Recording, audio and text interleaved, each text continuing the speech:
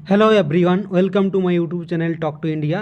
Friends, आज हम लोग डिस्कस करेंगे मुगल कालीन सिक्के के बारे में, जो कि डॉक्टर सौरभ चौबे की जो मिडिवल हिस्ट्री की किताब है, उन्हीं किताब की ये कंटेंट है। वीडियो बहुत ही अच्छी होगा, तो वीडियो पर बने रहे। हम चैनल नया है तो चैनल को सब्सक्राइब कर दीजिए। वीडियो अच्छा लगे तो वीडियो को लाइक कर दीजिए। चलिए स्टार्ट करते हैं। देखिए, मुगल युग में सोने, चांदी एवं तांबे के सिक्के का निर्माण हुआ था। किस धातु का? सोने, चांदी एवं तांबे सिक्के का निर्माण हुआ था।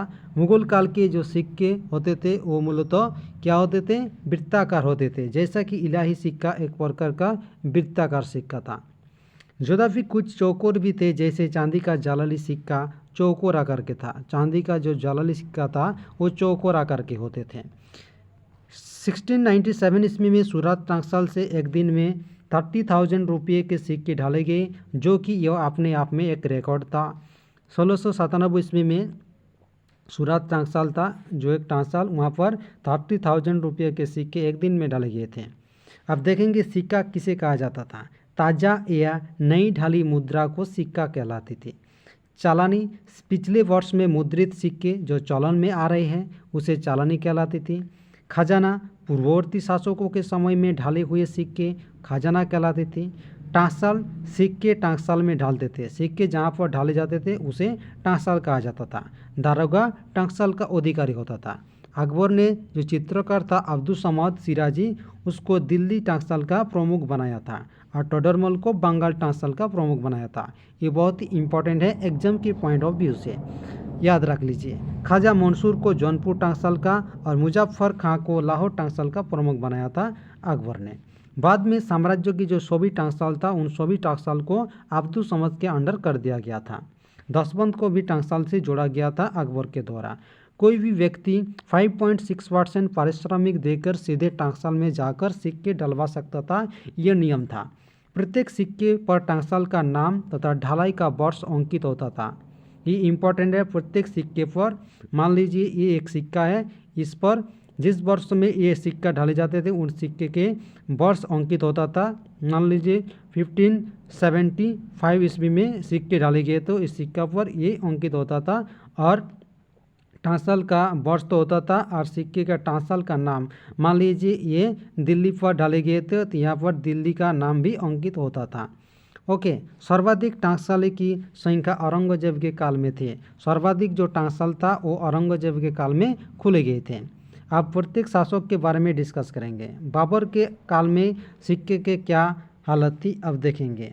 बाबर ने चांदी के शाहरुख, बाबरी एवं काबुली नामक सिक्के का प्रचलन किया था। बाबर द्वारा प्रचलित जो सिक्का था वो था शाहरुख, बाबरी और काबुली।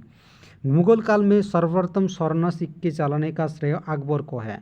मुगल काल में जो स्वर्ण सिक्का प्रथम चलाया था किसने? अकबर ने चलाया था। अकबर ने सिक्के पर साल हजरी इस्लाम की मोहर लगाई थी। इलाही संवत 1583 जारी करने के बाद अकबर की मुद्रा पर सूर्य एवं चंद्रमा की महिमा का व्याख्यान करने वाले पद अंकित हैं। ये इम्पोर्टेंट है। मुद्राओं पर चमकते हुए सूर्य तथा पृथ्वी एवं आकाश को दर्शाया गया था अकबर के सिक्के के। मुगल काल में सर्वप्रथम आकृति युक्त सिक्के का निर्माण अकबर ने किया था। ये इम्पोर्टेंट है। मुगल काल में सर्वप्रथम आकृति युक्त सिक्के का निर्माण अकबर द्वारा किया गया था। उसके सियाराम सिक्कों पर धनुर्धारी राम एवं सीता की आकृति का अंकन हुआ था। किस आकार का? सीता एवं राम का। परंतु शासक की आकृति वाले सिक्के को सर्वप्रथम जहांगीर ने चलाया था। ये भी इम्पोर्टेंट है। उसके सिक्के पर उसके पिता अकबर की आकृति का अंकन हुआ था, जो कि एक शासक था। दूसरे जहांगीर प्रथम शासक था जिसने अपनी आकृति वाले सिक्के चलाया था। दूसरे जहांगीरी प्रथम शासक था जिसने अपनी खुद की आकृति वाले सिक्के भी चलाया था।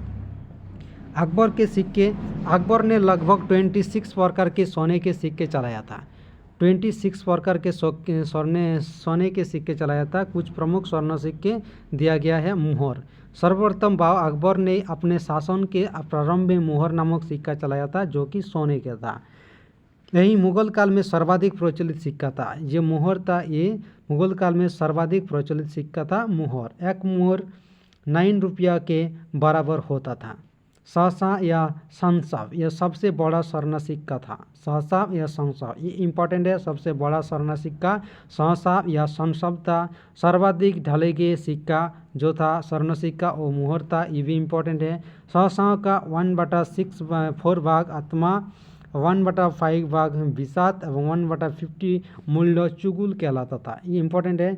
इलाही, यह स्वर्ण सिक्का गोलाकार था। इलाही सिक्का गोलाकार था। ये इलाही सिक्का 10 रुपया के बराबर होता था। लाल ए जलाली स्वर्ण सिक्का भी था। चांदी के सिक्का अकबर के ने चौकोर या वर्गाकार जलाली नामक सिक्का चलाया था। जलाली सिक्का जो चौकोर आकार के होते थे, जो अकबर ने चलाया था, ये चांदी के होते थे। शेरशाह द्वारा प्रचलित रुपया अकबर के समय 175 ग्रेन का था, जबकि औरंगजेब के काल में रुपया के वजन 180 ग्रेन था। रुपया का सबसे छोटी इकाई सुकी, रुपया का 20वां भाग भी वही उसका 16वां भाग कहलाती। तांबे का सिक्का दाम, आधेला, पावला, दमड़ी तांबे के प्रचलित सिक्के थे। तांबे धातु के द्वारा निर्मित जो सिक्का था वो था दाम, आधेला, पावला, दमड़ी। अकबर से पहले दाम को फुलूस या पैसा या बहलोली भी कहते थे। जनसाधारण में विनिमय का माध्यम रुपया नहीं तांबे का सिक्का था। तांबे का सबसे छोटा सिक्का जीतल था, इम्पोर्टेंट है। अकबर के समय एक दाम 25 जीतल के बराबर होता था, ये इम्पोर्टेंट है। इसका सिक्के के रूप में अस्तित्व नहीं था जीतल का, इसका प्रयोग केवल हिसाब किताब में होता था। बहुत ही छोटी छोटी भुगतान की प्रक्रिया में कौड़ियों का प्रयोग हुआ था। समुद्र से प्राप्त होती थी जो कौड़ियाँ, उससे द्वारा छोटी छोटी भुगतान किया जाता था और मालदीव से ये आते थे।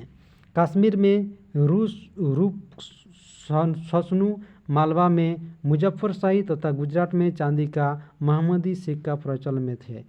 अकबर के समय 1 रुपया 40 दाम के बराबर तथा औरंगजेब के काल में यह 1:60 था।